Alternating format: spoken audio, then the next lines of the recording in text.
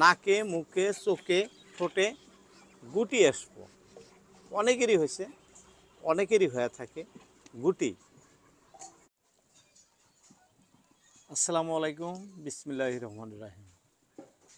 দর্শক, Abdul farming life YouTube চ্যানেলের পক্ষ থেকে আপনাদের সবাইকে সাদর আমন্ত্রণ।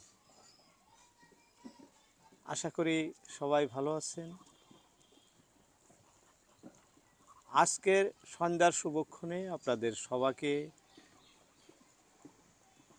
একটি গুরুত্বপূর্ণ বিষয় নিয়ে আলোকপাত করতে যাচ্ছি। পুরা ভিডিও জুড়ে সবাইকে থাকার জন্য অনুরোধ জানাইতেছি।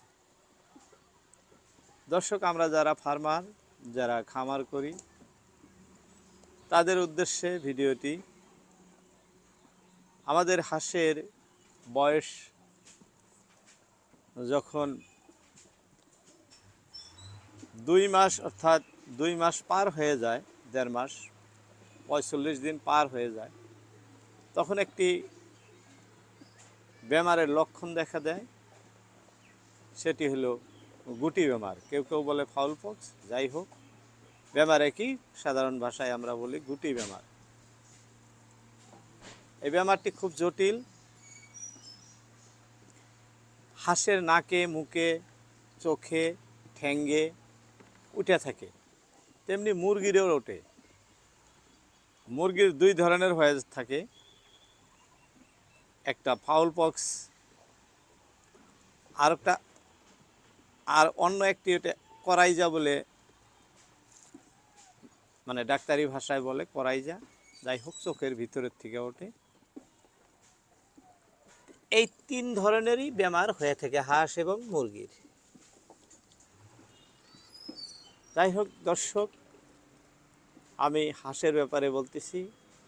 হাঁসের গুটি বেমার হলে গুটিগুলো অনেক বড় বড় হয়ে যায়। কোনবার সময় ঠ্যাংগুলোতে ওঠে, কোনবার সময় হাঁসের আপনার এই নাকে মুখে ঠোঁটে এদিক দিয়ে ওঠে বড় বড় গুটি।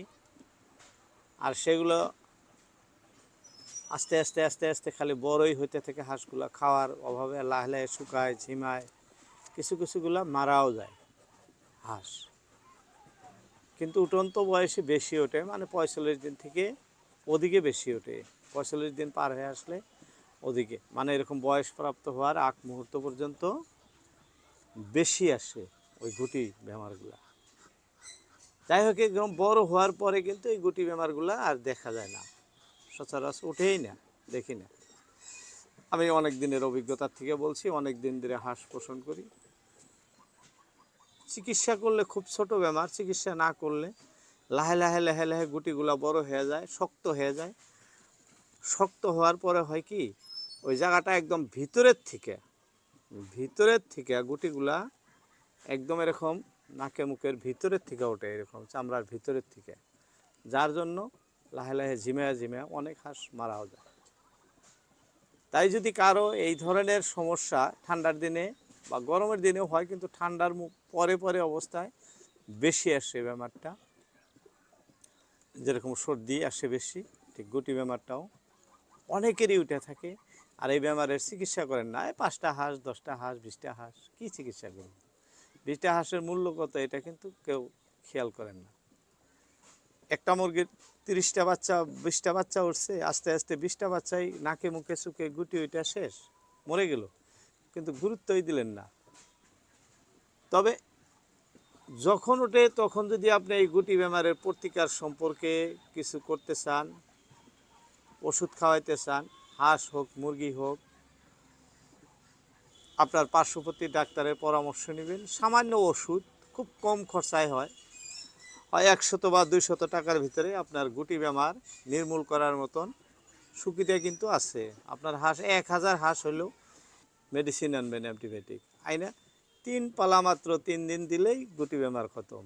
আপনার 20টা বাচ্চা বেঁচে গেল 100 টাকার। আর ওই অ্যান্টিবায়োটিকটা খাওয়ালে কি কোনো বেমার আজারও হয় না। আপনার হাঁস মুরগির যে কোনো ধরনের পায়খানার সমস্যা হবো, সেটার থেকেও আপনি মুক্ত থাকলেন। 10 দিন 12 দিন বা নিয়মে 7 দিন 8 দিনে খাওয়ানোর নিয়ম, একদিনে একবার করে খাওয়ালে কিন্তু আপনার এই মুরগির বাচ্চাগুলোর বেমার ঠিক হয়ে যাবো, প্লাস পায়খানা বেমারটাও আর হবো না। তাহলে আপনি নিশ্চিন্ত থাকতে পারলেন, কারণ স্বল্প মুরগির তো আর ভ্যাকসিন দেওয়া হয় না।